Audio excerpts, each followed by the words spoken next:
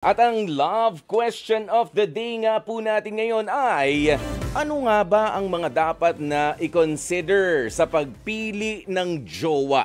Ano ba dapat ngang kino-consider sa pagpili ng jowa? Alam nyo, mayroong mga ilang sumagot dito.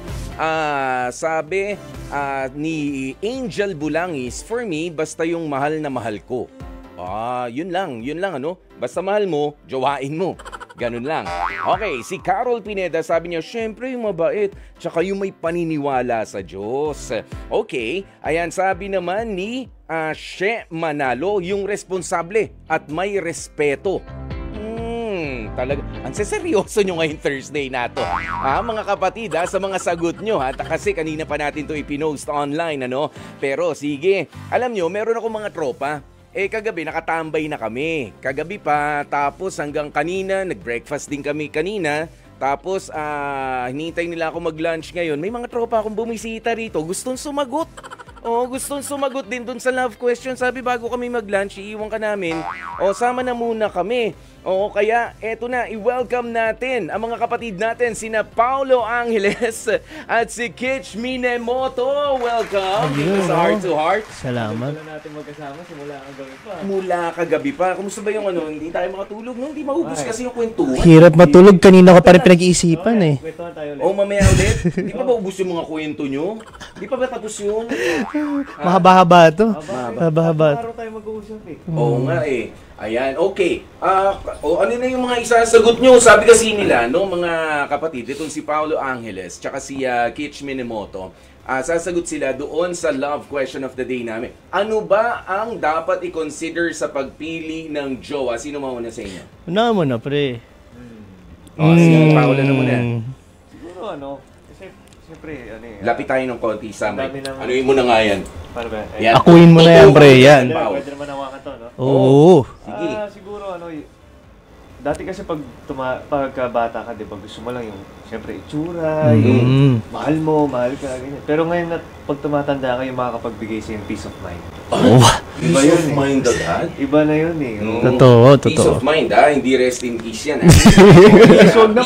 Iba yun. Yung payapa. Siguro, yun. ito ba yung sinasabi mo na, na wala ka naman na-experience na traumatic na relationship, ano? Suki ako dyan. Suki ako dyan. Suki sa mga traumatic relationship. Toxic. Oo. Ayan. Ikaw naman, Kitch. Ako, yun, speaking of toxic, kasi mahirap na iba yung mindset. Siguro yung mindset talaga. Mindset talaga. Ano ba dapat yung mindset? Dapat open-minded. Yan. Dapat, syempre, positive lang. I mean, dami na nangyayari sa buhay ng bawat isa. Syempre, pag nagkaroon ka ng partner in life mo yan, dapat yun nakakatulong din sa pang-araw-araw mo. Yun yung natutunan ko sa buong araw na pagsasama natin tatlo. Di ba kayo nagsasawa sa mga itsura natin na ganito? Hindi ba? Feeling ko nga, onti na magkamukha na tayo eh. Diyan naman kayo hindi lugi sa akin. Talaga si Kuya Pulpa. Okay. Ayan, pero syempre, binisita nga po tayo ng mga kapatid natin, sina Paulo and Kitch, para dito sa sisimulan na po natin sa Monday ito, no? Isang panibagong tututukan ninyo. Ayan, alam nyo, mas maganda yata yung mikropono ni Kitch. Ayan, kaya mag-share na lang kayo. Share na lang tayo. Yan, Paulo. Ayan, sige, Hello. Paulo. Sige, invite natin ang mga kapatid natin, ano? At iba pa mga viewers and listeners. Go ahead. Ayun po, manood kayo ng Ang Himalanin Ninyo sa TV5 po yan. Bago mag-Itbulga. Yun. Ayan, ayun guys, panoorin nyo po Ang Himalanin Ninyo. Sana ma-enjoy nyo itong teleserye na inandog ng TV5 para sa inyo. Ito po ay magbibigay ng hope sa pang-araw-araw ninyo. Alam mo, nung isang araw, nandito, bisita namin si Kai. Okay? Si Kai Cortez. Ikaw naman, Paulo, ano ba ang magiging papel mo dito? Ako po yung director. Joke lang, director. Joke lang. Teacher Noli po ako dito. Kumbaga, Sir Noli po, teacher ako ng Bukang Liwayway. Yan po. Okay. Tapos si Kitch naman? Ako naman po dito si Kuya B-Boy, ang tricycle driver na laging inuutusan sa Bukang Liwayway. Anytime, anywhere. Ba, laging okay na okay, ano? May dagdag ko lang din po pala, meron din po kami onting kilig-kilig dito kasama namin dito si Quinay at yun nga si Paolo Angeles. Kami ang magbibigay ng kilig sa inyo dyan. Sobrang saya niyan ni Kitch. Lagi kasi pagkasama ko sila, pre naman. Si Paolo? O sino ba, Paolo? Sino ba? Hindi, masaya. Ano na pa? Masaya rin po lang si kami. Paolo pag Masaya may lang. shoot eh. Pag may shoot? Oo, masaya rin pag may shoot eh. Ewan ko sa inyo. Basta ang alam ko ay shoot na shoot talaga yan Yes, para sa shoot mga na shoot. kapatid natin. Ano? At anong oras nga ulit? Saan? Mamaya mamimigay pa kami ng Sulit TV para mas malinaw yung panunood, di ba? Ng, ng inyong palabas sa Monday na ito mag-umpisa. Yes po. Okay, invite ulit natin ang mga kapatid natin. Go ahead. Ayun, inimbitahan po namin kayo manood ng Ang Himalani Ninyo, 11:15 AM bago po yan mag-Eat Bulaga. Magsa-start na po siya September 30 next week po, Monday. Yun, ang himala ni Nino. Kaya naman samahan niyo po kami sa araw-araw na mga himala na ihahatid sa atin ng inyong mga kapatid dito sa TV5. Thank you once again, Paolo Angeles and Kitch Minemoto for dropping by. Mamaya kita-kita na tayo. Text ha. Yes, text tayo. Text. O, nakita nyo yung edad ko. Ngayon kasi Viber na. DM na lang, DM. Diba? Pero na text. Alam niyo, mas matanda lang ako ng mga 2 years and 1 hour dito sa dalawan to. Kay Paolo at kay Kitch. Thank you so very much. Maganda na mapag-usapan na naman natin ang ating HEART. Kung saan nga ay binibigyan natin ng bagong pakahulugan ang mga letrang H, E, ART. H for half and half. E for evaluate muna. At A para sa approve. Okay na ulit kami. Sige na, bye-bye. Ganun na, okay na di ba? Ayan, at syempre ang letter R naman ay para sa reject. At letter T para sa try again. Eto. Umpisa na po natin ito mga kapatid, ha? At hihintayin namin ang inyong mga komento, ang inyong mga suggestions. Okay. Ang sabi kasi, nothing serious naman daw. Yan ang depensa nitong si Alfred. Matapos mismong ang ka-live-in partner niyang si Aliana ay na-discovering may ibang babae. Itong si Alfred. Ang sabi po kasi ni Alfred, ka-fling lang naman daw niya yun. Kaya no need to worry itong si Aliana. Ba, yun naman pala fling lang yun. Wag mo pansinin, wag mo seryosohin yun. Ganon. Pero ito po kasi yan mga kapatid. Una na palang nilayasan nitong si Aliana si Alfred kasama yung dalawa nilang anak. Yan ay dahil itong si Aliana ay may suspetsang may ibang kinakalantaring babae itong si Alfred. Nako, si Alfred hanggang ngayon may password daw ang kanyang cellphone dahilan para hindi mabuksan ni Aliana ang kanyang telepono at makonfirm kung meron ngang kalokohan na ginagawa. Pambihira. Nothing serious naman. Ganon. Aliana, 26 years old, ng Laguna. Kausapin na natin. Aliana, halika dito. Aliana, sagot agad. Hi po. Hello po. Tama ba yon? Si Alfred din naman yung nilayasan mo na si Alfred dati, tama? Yes po. Nung 7 months din po kami naghiwalay nun dati. Oo, tapos ilang taon na yung mga anak ninyo? Malaki na po. Isa pong 5, tsaka isa pong 3. Oo. Pagkatapos, itong noon, suspetsya pa lang o meron ka na rin nakitang pruweba? Then po kasi, hindi ko po kasi mahawakan yung cellphone niya. Lagi niya pong tinatago. Tapos, ako po ito na, syempre, nagtataka ako bakit po ganun tinatago niya. Kahit sa pagtulog po, tinatago niya po yung cellphone niya. Tapos, minsan umaalis po siya. Tapos, laging may kausap. Ganun po. Oho. At ano yung sinasabi niya? Sino raw yung kausap niya kapag ka nahuhuli mo noon bago mo siya unang beses na hiwalayan? Ayun po, sabi niya sa akin, kaibigan lang daw po niya yon. Tapos hindi naman daw po matagal yung pag-uusap nila. Naglalaro lang naman daw siya sa labas. Nagtataka po ako, sobrang tagal niya po lagi sa labas. Ay, tas may mga nakakita rin po na may kausap po siya. Okay lang naman. Kung ang trabaho niya, kailangan talaga, kung call center agent yan, natural. Mas maganda kung may kausap, di ba? Mahirap kapag wala. Dahil kapag wala kang kinakausap, call center agent ka, malamang. Pwede ka nang matigbak sa trabaho.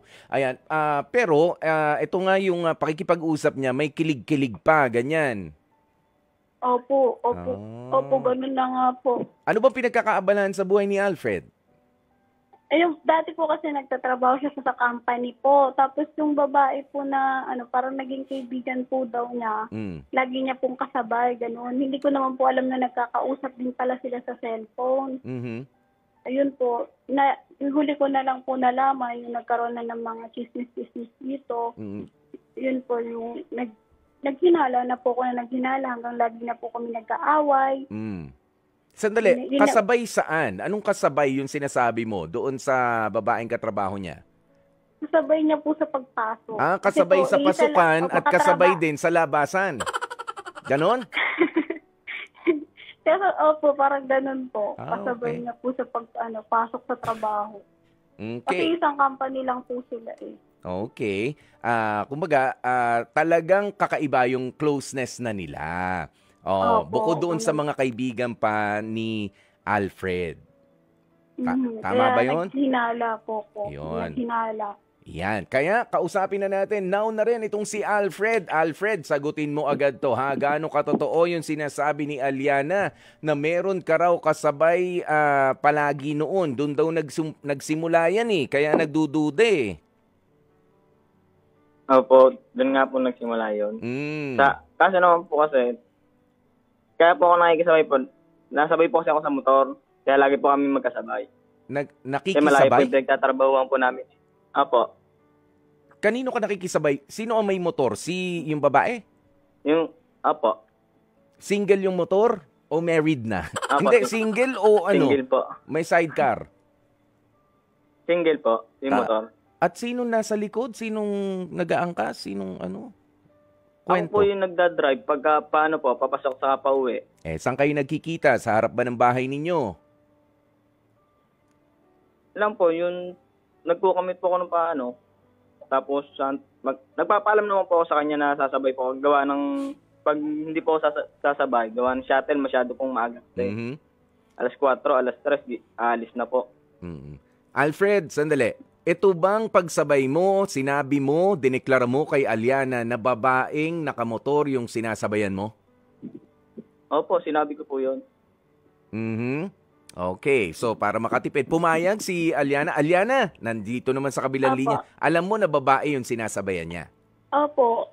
Alam ko Okay. naman po yun. Alam Kaya naman. po pumayag na rin naman po ako. Pero kasi po naging iba na po yung closeness nila. Yun po, naghinala na po naghinala. Mhm.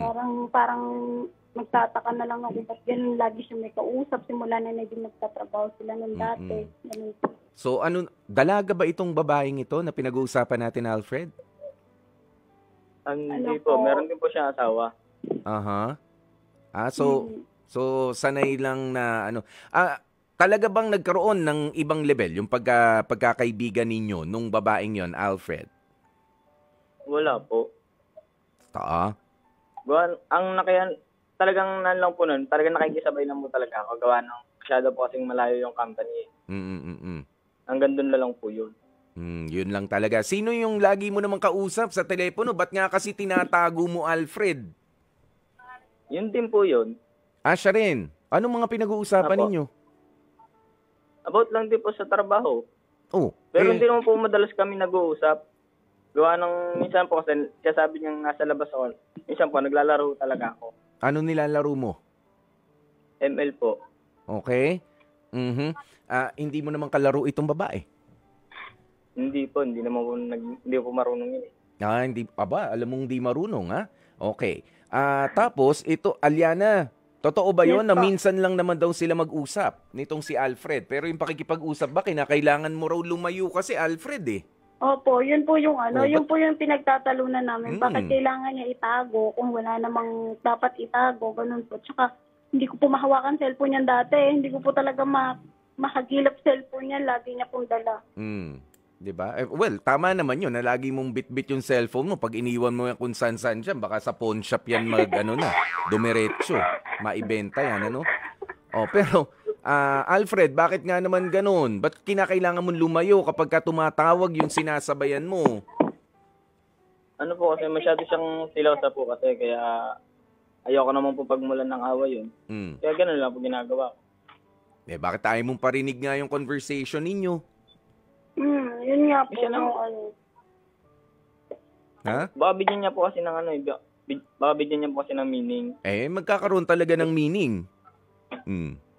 Kapag layo ka ng layo, pagka may kausap ka. Ha? Apo. Hindi mo pa ba Apo, na-realize yun? Yun ako kala point, yung kumbaga sa akin, alam talaga, kaibigan lang naman po talaga yun. Wala naman talagang ibig sabihin yun. Siya po kasi masyado siyang silosa. Saka masyado siyang napapraning pagka may nagtetext o nagchat sa akin. Napapraning lang ba talaga o meron talagang merong basihan itong si Aliana? Ano ba? Dumating na ba yung ko dyan? Parang may nagwawangwang dyan sa... kaninong lugar ba yung nagwawangwang? Yung barangay, andyan na. Mag-usap na kayo sa barangay. Sandali. Eto, pati yung mga nasa California, yung kapatid ko ron, nabubulabog dahil sa kwento ninyo. Hello kay Ate Arlene at kay Ate Jet na nasa California.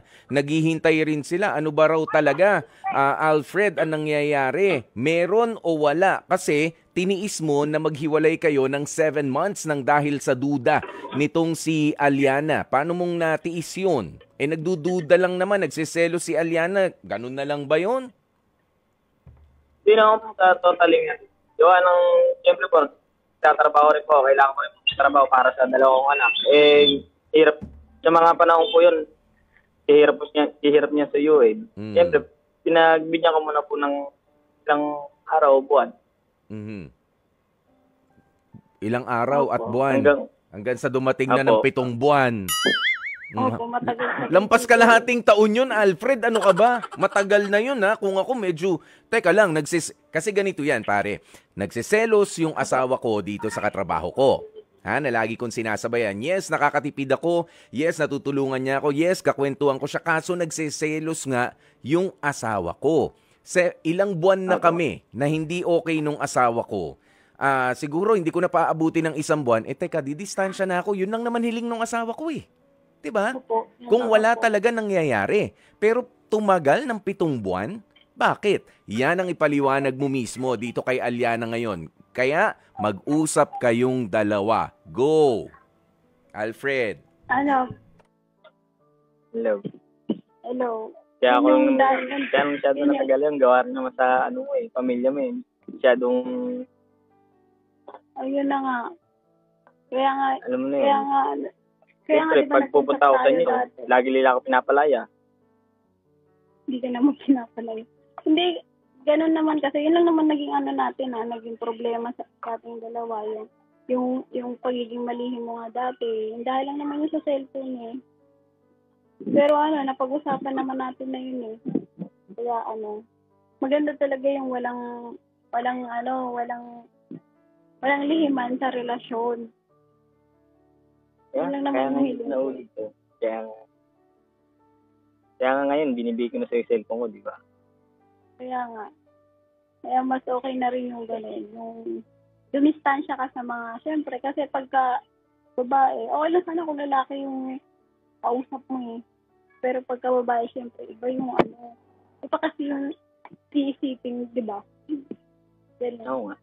Kaya nga, di ba, doon nga napag-usapan na natin. Tinigilan ko na naman yung mga ipag-usap sa iba. Kahit nga cellphone ko, binibigay ko sa'yo. Para wala lang tayong gulo. Oo. Yan lang naman ang magiging away natin Tsaka yung mga gusto mong sabihin sa akin, yung wala, may problema ka sa ugali ko. Pwede sa akin mo naman sabihin Hindi na sa ibang tao. Kasi tayo rin yung makapag-ayos nun. May problema. Tama? Malinaw ba yun, Alfred? Yung sinabi ni Aliana, tama yun. Kung may problema ka sa partner mo, sa asawa mo, sa kanya mo sabihin. Hindi ka magko-confide doon sa inaangkasan mo o doon sa nakakasabay mo lang. 'Di ba? Hindi doon ang punta. Wala doon ang sagot. Ang makakasagot niyan, kung may problema ka ron, nandun sa taong may problema ka. Huwag yung puro parinig, paramdam lang. Ikaw nga itong may gustong sabihin, pero siya yung gusto mo magsalita. Saan ka nakakita ng ganun? 'Di ba? Ha? Alfred. Okay? Pero talagang kayo ba magkasama na ulit ngayon? Nagbalikan na? Opo. Opo. Balikan na po kami. Tapos, yung cellphone ni Alfred ay nasa iyo na, Aliana. Opo, pinapahiram na po niya sa akin. Saka na-open ko na po lahat ng messenger niya. Oo. Lahat ng social media na bubuksan ko na po. Alfred, wala ka bang backup cellphone? Wala po. Wala. Isa lang po cellphone ko. Ha? Isa lang talaga. Kasi meron yung iba, gagawa naman ng backup cellphone, meron din backup account, para doon sila makapag-usap nung pero 'di ba kung malinis naman ang konsensya nitong si Alfred, mahahalata at mahahalata mo 'yan, Aliana. Opo. Sa totoo lang. Okay, paano na ba makitungo ngayon sa si Alfred? Mas magaan na ba siyang kasama? Mas ikaw na ba ang kinakausap at hindi na yung iba? Opo, kami na po. Okay na po kami niya. Nagbago naman na po siya. Hindi siya yung katulad dati na hindi po nagsasabi sa akin. Yan po. Na po siya, open na po siya sa akin. Ayan. Ayos naman na po. Okay. Pagkatapos, isa pang tanong, ito bang ikaw ba, Alfred, ay nakikisabay pa rin? Nakikiangkas pa rin doon sa... Hindi na? Hindi na po. Lang po ako, bumiyahe lang po ako ng tricycle. Tricycle. Di bali na madagdagan yung gastos, basta intact, basta buo yung pamilya. Tama? Opo, tama po. Mas pangalagaan mo yung yung mararamdaman ng asawa mo. Mahal mo ba talaga itong gaano mo kamahal si Aliana, Alfred? Sige nga. Mahal ko po yan, kaya ako nga po binalik. Talagang di ka na ulit. Masyadong lang po talaga. Masyadong para may reklamo ka pa. Wala po. Wala na. Apo. Wala na. Baka may iba pa masabi. Apo, wala. Wag ka na uling Wag ka na makikisabay sa iba. Wag ka na makikisabay kapag ka ganyan at ganyan, nagseselos ang asawa mo. Lalo na kapag sa labasan, tsaka sa pasukan din. Wag ka na makikisabay sa iba. Okay? Kaya ano ba ang heart decision ninyong dalawa? Sige nga, Aliana and Alfred, anong pinipili nyo? H, E, A, R, or T? A po. Ha? A po. Approve na approve. Alfred, feeling mo deserve mo yon? Parang po. Parang... Deserve ko lang po siguro. Parang namimiss mo yung inaangkasan mo dati, pare. Bakit ganyan ka magsasagot? Ha? Hindi naman po. Hindi, pinatatawa ko lang kayong dalawa, no? Nakakatuwa naman ang inyong decision. Pero kita mo, mahal na mahal ka ni Aliana. Yan yung malusog na pagsiselos, yung merong basihan. Pero, salamat din naman kay Alfred dahil naunawaan niya. Medyo na-delay lang, ng 7 months. Mahigit kalahating taon, Aliana, pasensya ka na. Napatagal lang yung realization niya sa buhay. Pero ito, para mas maging masaya kayong dalawa, sa inyo na nga. Sige, ibibigay na namin. Alfred, para sa iyo yung 250 pesos na cash na ipamimigay natin ngayong araw na ito para may pamasahe ka sa tricycle at di mo na maisipang umangkas na naman. Okay? Alfred, samantala, ikaw naman, Aliana, sige, sa inyo na rin namin bibigay yung sulit TV box naman natin. Thank you po. Thank you po. Ibibigay namin sa yan para mapanood mo, no? Yung ating mga palabas dito sa TV5, lalo na yung mga guests natin kanina, di ba? Ang mga lihim ni Nino. Yan, dahil pagkatapos nun, heart to heart naman ang siyang nandun. Nax! Baka naman kalimutan mo na kami pag maayos na yung pinanonood mo. Ha? Hindi po. Ano ko sa'yo, Aliana, totoo yan, ha? Ayan, kaya naman. Nanonood pa ako sa live. Sa live po. Thank you so very much. Himala, lihim. Ayan, himala ni Nino. Ayan, sa Monday na po yan mag-uumpisa. Okay, mga kapatid, maraming salamat muna sa lahat ng mga nasa likod ng ating programa. Ang ating program assistants na sina Bea Rodriguez, sina Nia Bugarin de Guzman. Thank you so very much, ladies. At ganoon din sa ating mga studio technicians, sina Aaron Tolentino, Rom Ortigas, at wala nang iba pa. Sige, si Ron Cruz na rin, sama natin. Yan si Sir Ron Cruz na naka-duty ngayon. Ayan ang mga technical directors natin, sina Joey Perez, Nanding Bazarte, Grace Toledo, at ang ating editor ng H2H Catch-Up Episodes, Net Liagas, researcher na si Rema Anwar, at ang ating executive producer na si Jeff Batlanggaw. Ako po si Kuya Poy, ang inyong Guwapopoy. Nagpapasalamat at nagpapaalala. Bukas ulit, alas 12 ng tanghali, manatiling nakatutok dito sa Usapan. Sa programang ang Usapan ay laging puso sa puso. Ito po ang Heart to Heart.